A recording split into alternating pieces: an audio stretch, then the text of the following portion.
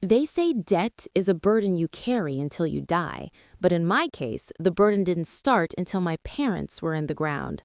I walked out of my father's funeral with a handful of lilies and a process server waiting at the gate with a mountain of lawsuits. My parents didn't leave me a fortune, they left me a $2 million nightmare and a home that was already being sold from under me. But the bank made one fatal mistake. They assumed I was just a grieving daughter who didn't understand the fine print. They didn't know I was a law student with nothing left to lose and a father who kept better records than they did. This isn't a story about losing everything. It's a story about how I burned their predatory empire to the ground using the very papers they tried to bury. The silence in my childhood home was suffocating, broken only by the sound of my own breath and the rustle of paper.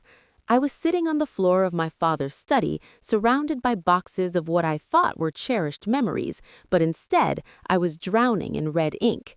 My name is Susan, and 3 days ago I was a girl with a future. Today I am a woman with a net worth of negative $2 million. My parents were always private about money, but they lived well, or so I thought. As I dug through the bottom drawer of a locked filing cabinet, I found the first seed of curiosity.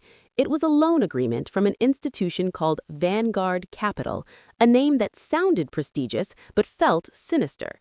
The interest rates were astronomical, calculated in a way that defied standard banking laws. My father was a brilliant man, a professor who understood logic, so why would he sign something that essentially guaranteed his own bankruptcy? I started matching the dates of the loans to the dates of my mother's medical treatments. Each time she got sicker, a new loan appeared, each one more aggressive than the last. I noticed a signature on the witness line that made my blood run cold: Marcus Thorne. Marcus was my father's best friend, the man who gave the eulogy at the funeral and told me I was like a daughter to him. I realized then that Marcus wasn't just a friend, he was the local branch manager for the bank that held all these notes. Curiosity turned into a sickening itch as I noticed a pattern of service fees that were being diverted to a private offshore account every time my father made a payment. I wasn't looking at bad luck or poor financial planning. I was looking at a meticulously crafted trap designed to drain my family's legacy while they were at their most vulnerable. I spent the next 48 hours without sleep, mapping out a web of shell companies and predatory schemes that all led back to one man. My father didn't lose his money. It was stolen in broad daylight by the person he trusted most. I felt a spark of something I hadn't felt since the accident, a cold, hard determination. They thought I was a girl they could easily intimidate into signing away the house, but they forgot that I spent 3 years at the top of my class studying contract law. I was going to find every illegal comma and every hidden clause until I had enough rope to hang them all. If you can't believe a best friend could be this cold-blooded, hit that like button and subscribe right now, because the evidence I found next is going to change everything. The real shock didn't come from the debt, it came from the realization that my parents' death might not have been an accident. As I sat in the dim light of the study, I found a letter dated just 2 days before the car crash. It was from my father to Marcus, and it wasn't a friendly note. My father had discovered the fraud. He had documented the illegal interest hikes and the diverted funds, and he was threatening to go to the federal regulators. The letter was unsent, still sitting in a stamped envelope. My heart hammered against my ribs like a trapped bird. My parents died on a clear night on a road they had driven 1,000 times, and the police report mentioned brake failure. I had always accepted it as a tragic mechanical fluke, but looking at this letter, the timing was too perfect to be anything but a hit. The grief I had been carrying suddenly transformed into a white-hot rage. I decided to play the part of the broken, overwhelmed orphan. When Marcus called me to his office to discuss the estate, I went, wearing my blackest dress and a look of pure desperation. Walking into that glass and steel bank felt like walking into the belly of the beast. Marcus sat behind his mahogany desk, smelling of expensive cologne and fake sympathy. He pushed a stack of papers towards me, telling me that if I signed over the deed to the house and my father's remaining life insurance, the bank would forgive the rest. He told me it was the only way to protect my father's reputation from the scandal of bankruptcy. I looked him in the eye, pretending to cry, while my hand clutched my bag where a voice recorder was running.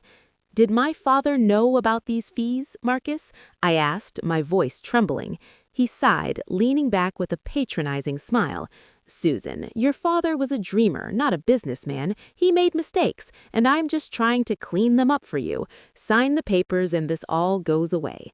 In that moment, he admitted to the mistakes while trying to rob me of my only home. I realized he had been gaslighting my father for years, making him believe he was the one failing, when in reality, Marcus was the one pulling the strings. I felt a surge of nausea as he reached across the desk to pat my hand, his skin feeling like a serpent's.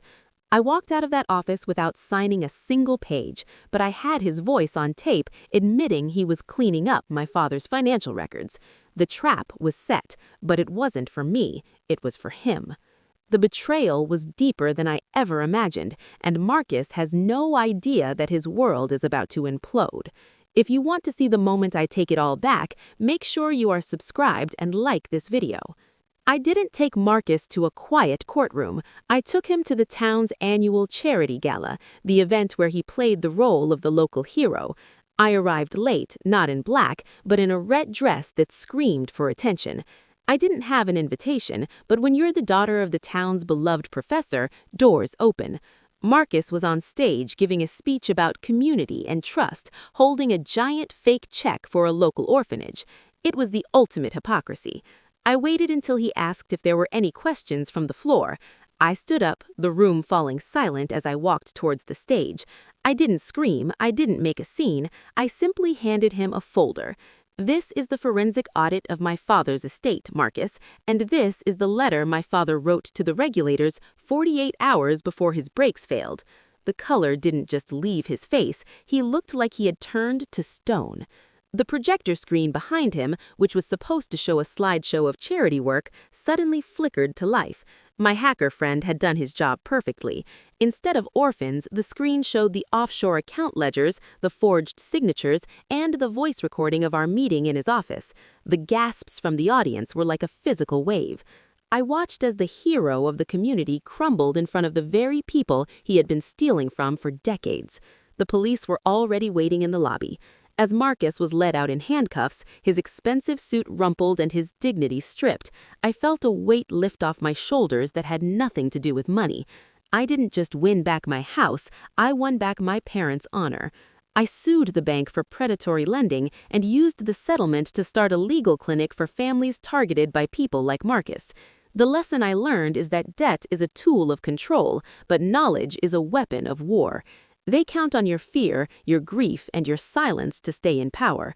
But once you stop being afraid, their empire of paper burns down very quickly. My parents left me a mountain of debt, but they also left me the strength to climb it and see the truth from the top. The house is mine again, the debt is gone, and Marcus Thorne is spending the next 20 years in a cell, realizing that the weak girl was actually his greatest mistake. Justice was finally served, and it feels better than any inheritance ever could. Comment justice if you think Susan did the right thing, and don't forget to like and subscribe for more stories of ultimate revenge. Thanks for watching.